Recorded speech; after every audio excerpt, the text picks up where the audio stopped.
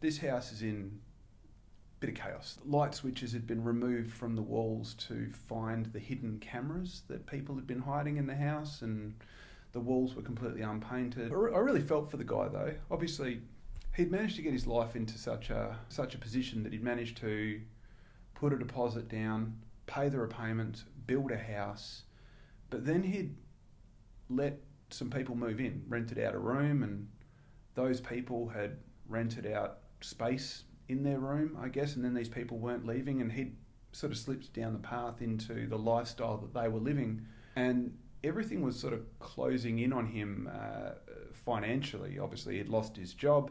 We can only assume how he lost a FIFO job considering that particular lifestyle.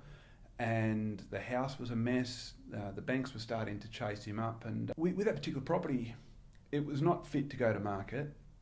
We did have a thing called Realty Assist, and this Realty Assist would give him some funds in advance that would be paid back at settlement for him to be able to fix the house up and get it ready for sale. And we advanced the funds, and the money was gone in a week, and he did not want to disclose where that money was gone in a week. So we really had no choice but to sell the house as is, off market, to an investor, which, for the love of all things good, I did actually manage to find an investor to take this house on. But then obviously we had the issue of the squatters that were living in the house, which he wasn't 100% sure if they were really there. And he asked me, look, am I crazy, or is there squatters living in the house? And I had to say, look, both.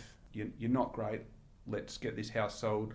Let's get you some money. Let's get you into a rehab program, because you're not good, but yeah, there's people living in the house. And this house got overturned about 2 or 3 times. It was just absolutely crazy. And look, eventually the house settled, and I kept in touch with the tenant, and well, the $150,000 left over after we'd paid out all the debts, the mortgages and everything that was required, that was all gone in about 3 months' time.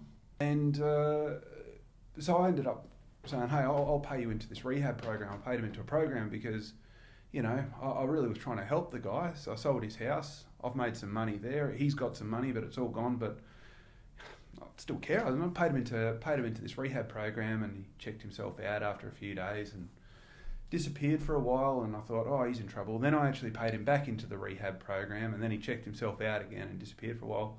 But I spoke to him recently, and he's super excited. He is expecting another child.